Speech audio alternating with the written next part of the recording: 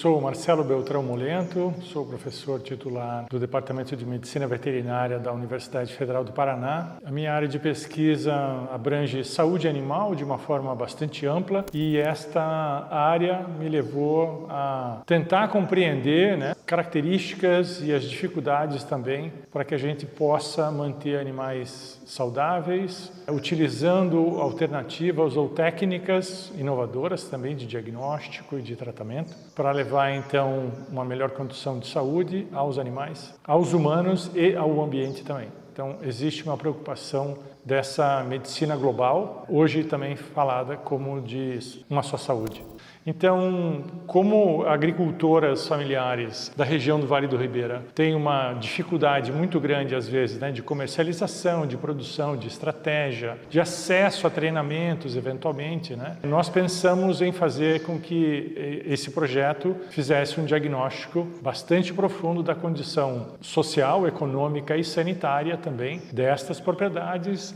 e dos animais que estão ali, incluindo potencialmente nascentes de rios e rios que transitam nessa área. A minha área se encaixa porque a gente quer entender graus de diarreia, por exemplo, presentes no ambiente familiar, fazendo com que a gente entenda que os animais que são criados eventualmente possam apresentar sinais clínicos semelhantes e a gente então possa fazer essa ponte do que melhorar sanitariamente, um diagnóstico melhor do que está acontecendo, se é uma bactéria, se é um parasito que está afetando os animais. Eventualmente essa doença é transmitida aos humanos, essa doença também é eliminada nas fezes e contamina o ambiente, contaminando a água. Ela pode ser carreada, ela pode fazer parte de um ciclo biológico que eventualmente um peixe possa se contaminar, esse peixe é ingerido e aí eventualmente uma pessoa que mora abaixo, a jusante,